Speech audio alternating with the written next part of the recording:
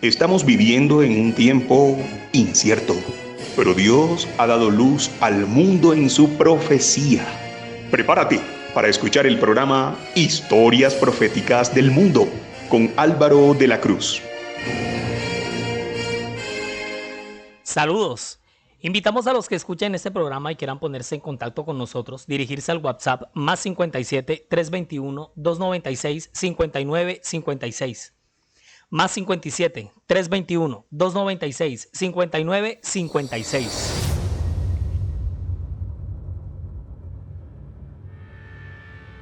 En esta ocasión hacemos un recuento de las consecuencias que le ha dejado al mundo el conflicto palestino-israelí en el marco del papel de los musulmanes en la profecía.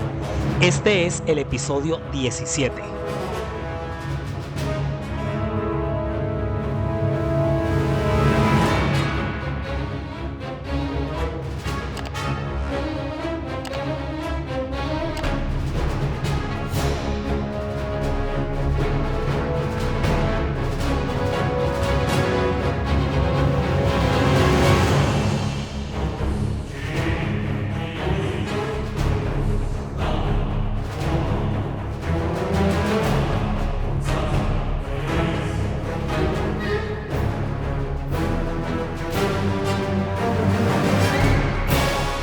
Tan pronto Israel proclamó su independencia el 13 de mayo de 1948, en la sección del territorio que la ONU le otorgó como parte, estalló oficialmente el conflicto palestino-israelí, y no precisamente en contra de los árabes que habitaban la Palestina. El equipo de naciones recién conformados que no van a aceptar esa independencia estaba conformado por Egipto, Arabia Saudita, Irak, Líbano, Siria y toda la Transjordania. Todos ellos asumieron el rol de enemigos geopolíticos del recién independiente país de Israel y se unen en una sola alianza para conformar una invasión árabe con el objetivo de sacarlo del mapa y recuperar su territorio, y la lista de terribles y sangrientos combates va a empezar, generando impresionantes olas de desplazamientos tanto de judíos como árabes en toda la mitad del siglo XX hacia adelante, es decir, los años 50. Todo va a traer consigo gigantescos campos de refugiados, crisis humanitaria, sanitaria, económica, crisis sociocultural, o sea, el desastre. De hecho, a todo este fenómeno se le conoce como la Nakba, que quiere decir desastre, la destrucción, la catástrofe. Y eso lo vivieron ambos bandos, tanto judíos como musulmanes. La Nakba, el desastre. Pero en medio de todos estos primeros enfrentamientos, Israel logra arrebatarle a Palestina un 26% de su territorio, mientras que en medio de todo ese fuego cruzado, Egipto termina quedándose con Gaza y la Transjordania se termina quedando con Cisjordania y la parte occidental de la ciudad de Jerusalén. Toda esta situación de invasión, arrebatamiento y conquista da paso a tres guerras icónicas. La Guerra del Canal del Suez en 1956, la Guerra de los 6 días en 1967 y la Guerra del Yom Kippur en 1973.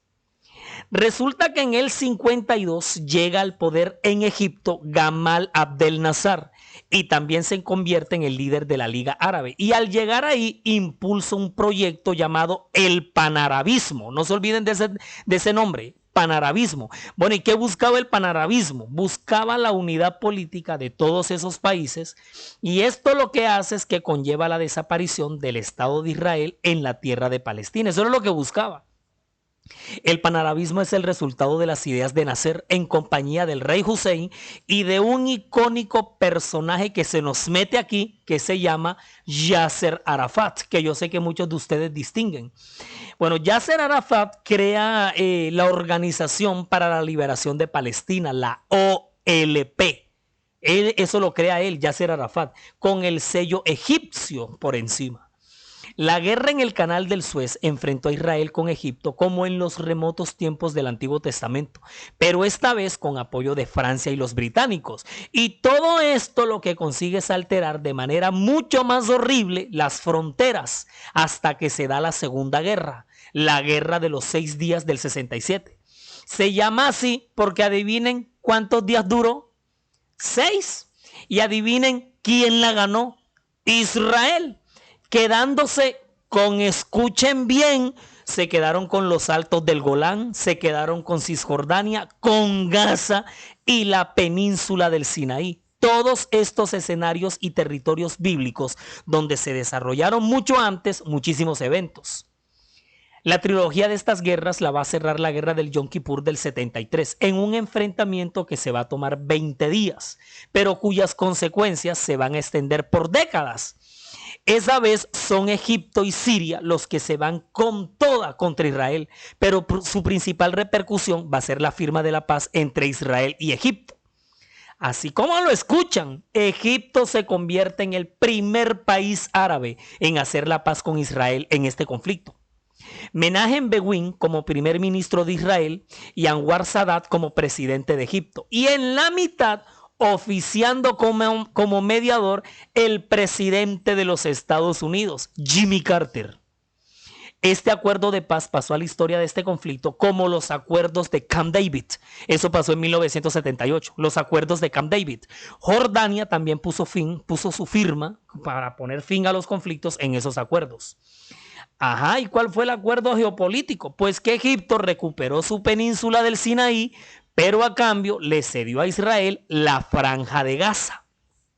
Hasta ahí, la lucha entre Israel y ese equipo de vecinos árabes de Palestina llegaba a su fin. Pero la pelea con los musulmanes palestinos aún continuaba. La pésima relación entre estos dos en ese territorio se encendía cada vez más. Sin embargo, la OLP, en medio de todos estos acuerdos, sale de Egipto y se establece en Jordania. Pero de ahí se marcha para Siria y después en Líbano. Para poder lograr el objetivo principal, que era eliminar al Estado de Israel de Palestina, los actos terroristas se van a empezar a perpetrar. ¿Ustedes se acuerdan de aquellos asesinatos de varios atletas israelíes que participaban en los Juegos Olímpicos del 72 en Múnich, en Alemania? ¿Algunos de ustedes se acuerdan? El grupo terrorista Septiembre Negro estuvo detrás de aquel siniestro. Tenían fuertes nexos con la OLP y su ideología era el nacionalismo palestino, el antisionismo, el antisemitismo. Los atacantes exigían la liberación de más de 200 prisioneros palestinos que habían sido capturados por Israel. Las fuerzas de seguridad de Alemania Occidental intentaron rescatarlos, pero el plan de rescate fracasó y se desató una masacre en la que murieron los 9 miembros del Comité Olímpico de Israel. Aquello fue espantoso, un horror, una pequeña muestra para el mundo que lo que venía pasando en la tierra de Palestina era más serio de lo que todos estaban pensando. Miren una cosa aquí, cosa rara, bien rara. Occidente, o sea, América, este lado en donde estamos nosotros, hablando específicamente de los Estados Unidos, desde un principio en este conflicto, ha sido el principal aliado de Israel en su guerra contra los musulmanes palestinos por determinadas y prácticamente obvias razones. Miren, este conflicto nace del polvero que se levantó luego de terminada la Segunda Guerra Mundial. Y una vez terminada la Segunda Guerra Mundial, el planeta Tierra observa cómo dos gigantes del globo se enfrentan en una cosa que se llamó la Guerra Fría. Sí, así, la Guerra Fría, Estados Unidos versus la URSS, o sea, la Unión Soviética, los soviéticos, capitalismo americano versus comunismo ruso. Y se le llamó Guerra Fría porque aunque fue una confrontación ni la tremenda, jamás hubo fuego cruzado. O sea, no hubo un caliente de balas, fue fría. ¿Captas? De los dos, quien toma partido, junto con los países árabes en contra de Israel, fue la Unión Soviética. Por su parte, los Estados Unidos apoyan a Israel por el tema del petróleo, o sea, solamente por intereses económicos. Es que el asunto del petróleo en toda esta disputa territorial es pieza clave para entender los móviles. La base, evidentemente, es religiosa y desde el principio lo hemos estado viendo aquí. Pero en el camino, todo esto se fue complicando cada vez más. A medida que todos estos actores van apareciendo, un actor fuerte es el petróleo. Ya los vimos aquí en episodios pasados. Estas 3 guerras aquí mencionadas lo que hicieron fue ocasionar, entre muchas otras cosas, una bárbara crisis económica mundial. Porque resulta que los países árabes lo que van a hacer es que le van a subir el precio al barril del petróleo al ver el apoyo desmedido de Estados Unidos a Israel. Vean, para estas alturas todos estos países de la Liga Árabe van a empezar a ver con ojos no muy buenos a Estados Unidos, a Occidente, sobre todo los grupos radicales del Islam asociados a los grupos terroristas que lo van a concebir como un fuerte enemigo de su geopolítica de las tierras de Alá.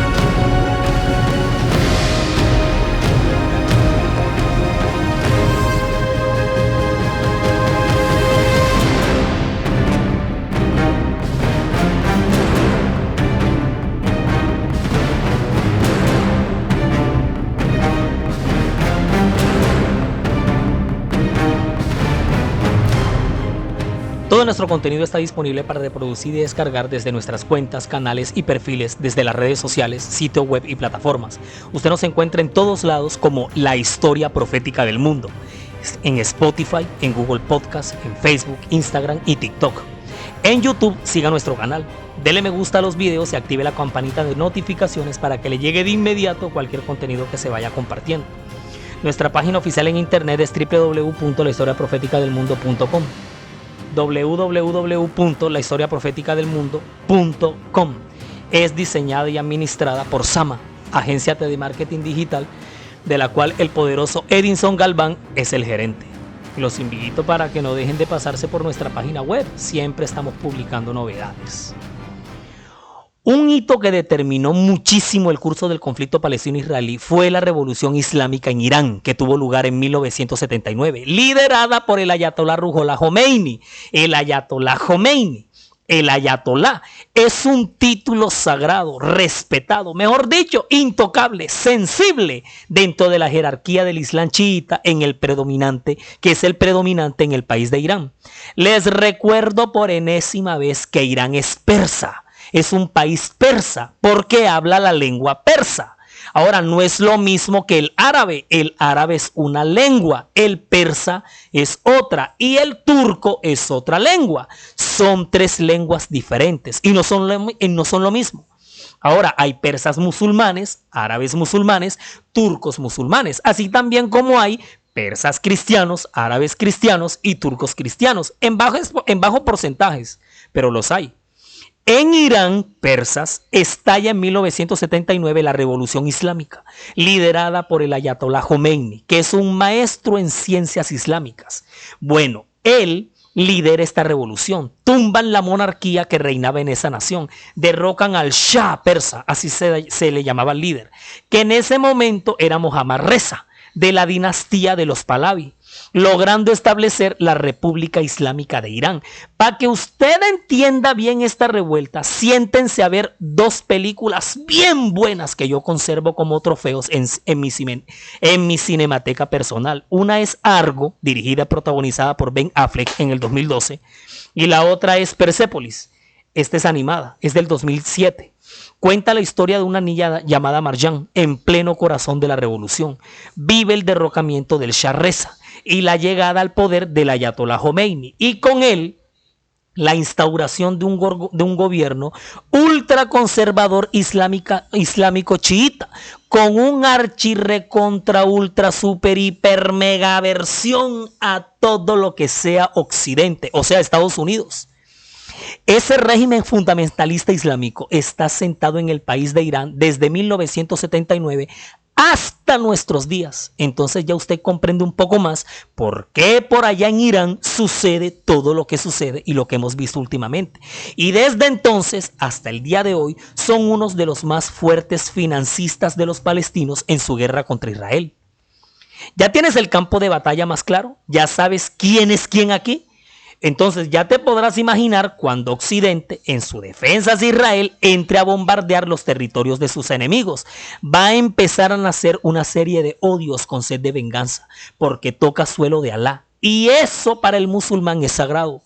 Es intocable, es demasiado sensible. Entonces, los que van a ser los de los años 80 y los 90, ese conflicto se va a complicar porque esos bandos contrarios con aliados a bordo de parte y parte, entonces son los musulmanes de Palestina, pero también son los judíos, los británicos, los franceses, Egipto, entre Estados Unidos, Irán, o sea, todo el mundo contra todo el mundo. Y como los intereses de todas estas tierras ya venían siendo afectados por toda esa mano de mapas arbitrarios que les habían dibujado en su propia casa, la sangre les va a hervir cuando de remate la incursión extranjera por parte de Occidente, los Estados Unidos de Norteamérica, meta su mano en tierras como la de Libia, Siria, Afganistán. Pero como las guerras dejan desolación y destrucción, precisamente no en los territorios de los que encabezan la guerra, la Liga Árabe empieza a ver cómo sus tierras empiezan a verse desbaratadas y arruinadas. Los bombardeos y las ocupaciones arrasan con todo, dejan a su paso hambre, atraso, analfabetismo, niños huérfanos, mientras que la sociedad industrial se enriquece con las jugosas ganancias que esta guerra les va dejando. Los palestinos, específicamente los de Cisjordania y la Franja de Gaza, se envalentonan de una manera agresiva y rebelde en contra de Israel para que se vayan de la tierra en la que están. Y a esta serie de manifestaciones las vamos a conocer con el nombre de las intifadas, que en árabe quiere decir agitación.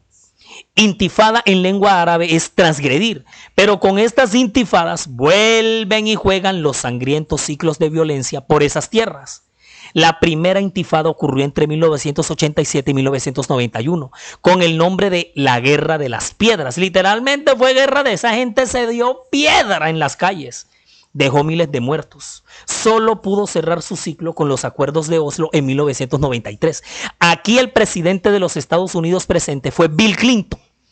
Entre las secuelas que nos dejan los acuerdos de Oslo, podemos mencionar que la OLP renuncia a la violencia y al terrorismo. Y no solamente eso, también su reconocimiento del derecho que Israel tiene de existir en paz y seguridad, pero que quizá una de sus más fuertes consecuencias fue el nacimiento de la Autoridad Nacional Palestina, que años más tarde, en el 2013, se cambiaría de nombre por el de Estado Palestino, reconocido como tal por los 139 de los 193 países que integran las Naciones Unidas.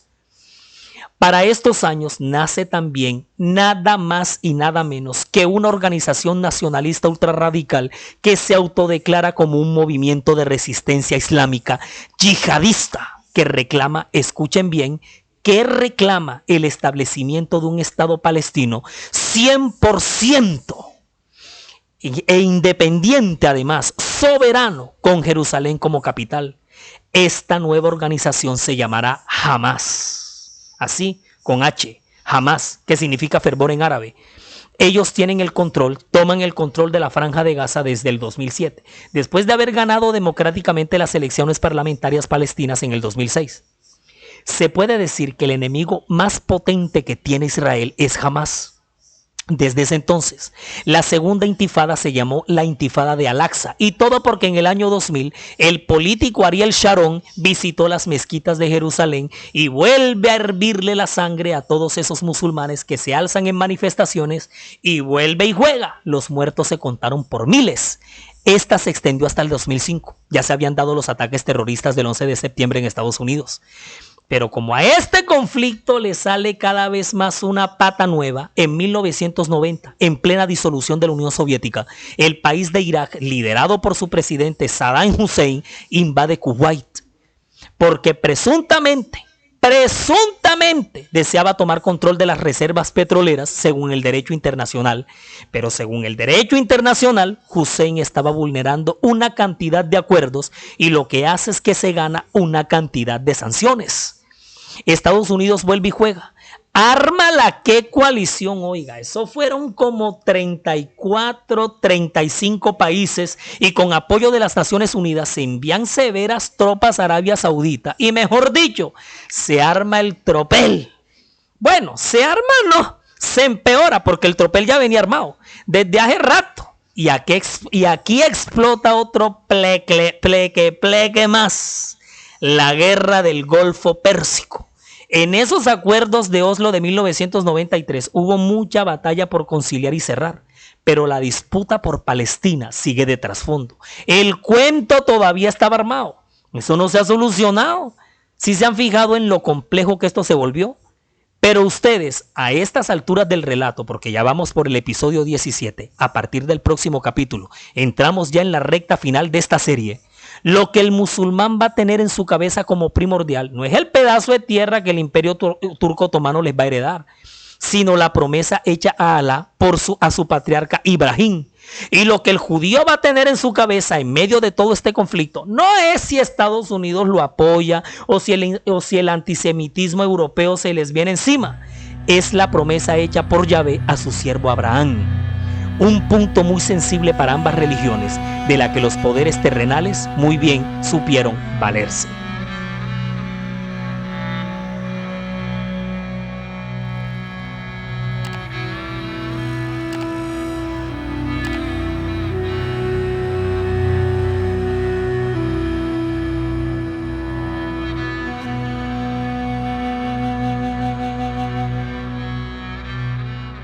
Nosotros debemos tener en cuenta, muy en cuenta, que el papel de los Estados Unidos como potencia mundial, como coprotagonista junto con el sistema papal proyectado por las profecías bíblicas para el tiempo del fin, viene a tomar lugar en cuanto a los eventos proféticos se refiere después del descubrimiento de América en 1492 y adquiere un plus después de la llegada de los padres peregrinos en 1620 provenientes de Inglaterra y sube la temperatura con el gran despertar cristiano del siglo XIX.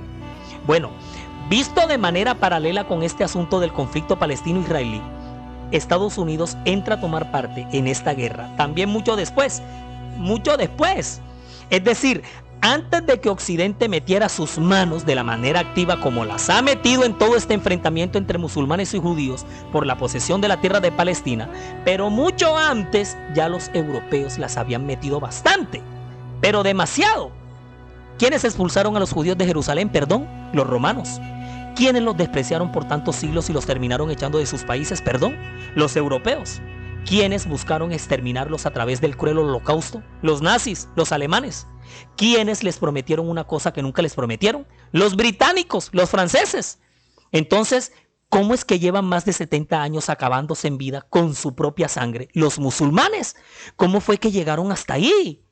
El rol de los europeos en este enredo tiene mucho más tiempo que Occidente. Estados Unidos está recién llegado al parche. Antes de aparecerse, ya había pasado de todo con toda esta gente. Ya con ellos habían sido más violentos, más dictadores, más de todo. Es que por no irnos más atrás, desde las cruzadas, la incursión en la Palestina ocupada por los turcos selyúcidas fue por cuenta de los ejércitos bizantinos. Eso ya lo vimos aquí, o sea, el Imperio Romano Bizantino. Las dos guerras mundiales no fueron los musulmanes quienes achicharraron a 6 millones de judíos. Oiga, y esa es una cifra que asusta. Da es miedo siquiera pronunciar ese número. Perdónenme, pero tenemos también que ser conscientes y reconocer un poquito que por todos esos años ni los musulmanes ni los judíos le hicieron daño a nadie, por lo menos en esas titánicas dimensiones como si se lo venían haciendo a ellos. Entonces, por Dios bendito, contéstenme. ¿Cómo fue que terminaron agarrados estos dos de los pelos, por favor? ¿Y esto qué fue? Porque es que de verdad que se han dado duro, pero bien duro. Ha sido mucha sangre. Los descendientes del profeta y en el mismo pedazo de tierra que ambos reclaman como herencia legítima, ¿es que acaso los vieron como poca cosa para verles la cara de bobos, como para que los ingleses y los franceses les sacaran la lengua en su propia cara, como para que les mintieran con la mano de promesas dobles que les hicieron y encima de todos incumplirles a ambos y para rematar dejarlos agarrados? Ahí hay algo raro. De verdad que ahí pasó algo raro. Una desmedida subestimación del ser humano con el otro ser humano. Entonces, tratemos también de entender un poquito el lado de los árabes.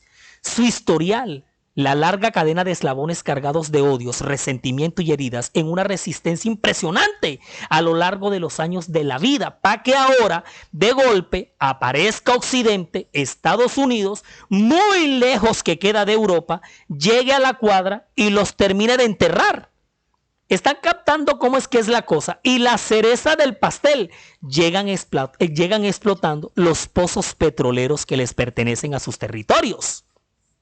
Ya van dimensionando ustedes un poco por qué al mundo musulmán se le encrispa la médula cada vez que le mencionan a un americano. Lo que significa América para ellos. Por solo poner un ejemplo, y yo ya lo he mencionado aquí, Irán, oye, por favor, en tiempos cuando ellos gozan de un gobierno democrático con su propio presidente, que por derecho propio quería desarrollar su propia industria petrolífera, que era de ellos, eso no era robado, era de ellos. Llegan los ingleses con ayuda de los americanos y arman el despeluque en Irán y sacan este presidente del poder, a Mossadegh. Hágame el bendito favor. Por eso, si han seguido a cabalidad el relato de esta serie, episodio tras episodio, pero a cabalidad, vuelvo y repito una idea que ya se ha dicho aquí. Cuando el musulmán convoca a la yihad, según los protocolos que Alá estableció desde el pacto del año 1, cuando el musulmán convoca a la yihad, que es la guerra santa, no lo está haciendo por ataque, lo está haciendo en defensa. Es por eso que en este orden de ideas, en el próximo episodio, el número 18 de esta serie, vamos a viajar y a caminar por las áridas y desérticas montañas de Afganistán, a unas ciudades como Kabul y Kandahar, para conocer un poquito más de cerca la cruda realidad de un hombre que vivió en medio del caos y la desolación, que dejó de cuanto bombardeo perpetrado en todos los escenarios la lucha de bandos entre judíos y musulmanes por la ocupación de Palestina y que con impotencia va a observar cómo destruyen y consumen a su gente, al tiempo que va preparando en su cabeza uno de los atentados más bélicos, trágicos y sangrientos en la historia de la humanidad. Nueva York, 11 de septiembre del 2001. La fecha en el calendario que partió la mirada a las guerras y los límites que puede llegar a traspasar el ser humano en su propia lucha. Como relator de esta serie quiero decirles algo, que toda esta gente se ha equivocado. Toda esta gente ha cometido errores en ambos lados. Hay un Dios en los cielos, soberano, gobernante, que tiene la solución a toda esta guerra y a todo este conflicto. Él en sus manos sostiene la paz perfecta, que puede poner fin a toda esta línea sangrienta de lucha, pero no con la paz que el mundo ofrece. Por eso la solución por excelencia a este conflicto es que todas las partes acepten a Jesús, escudriñen su enseñanza y se dejen inundar de su verdad, que es la verdad. Resumimos y nos fuimos.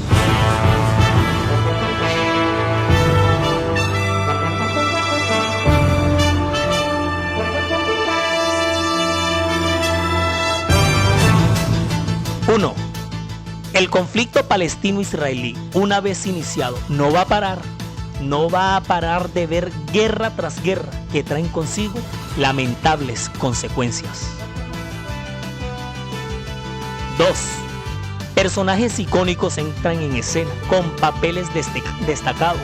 La OLP, Yasser Arafat, Hamas, el Ayatollah Khomeini, los acuerdos de Oslo, Saddam Hussein, entre muchos otros. 3. Estados Unidos apoya a Israel, Irán a Palestina. En el fuego cruzado, muchos territorios sufren la inclemencia de los bombardeos y van a empezar a cansarse de ser vistos como los más débiles. Un ejemplo de ellos, Afganistán. 4. La cruda realidad, vivida por muchas zonas devastadas por los bombardeos, van a empujar a muchos de sus habitantes a entregarse a una causa radical religiosa en defensa de su dignidad. 5. Teniendo en cuenta que esta guerra hace parte de la lista de guerras en el mundo que anuncian la pronta venida de Jesús a la tierra para instaurar la tan anhelada paz que el hombre en este planeta no va a poder encontrar de la manera como la busca, produce para ustedes Daniela Ponte, diseña y grafica May Vanegas, relata Álvaro de la Cruz, y para todos ustedes un feliz día. A partir del próximo episodio entramos en los últimos capítulos de esta serie.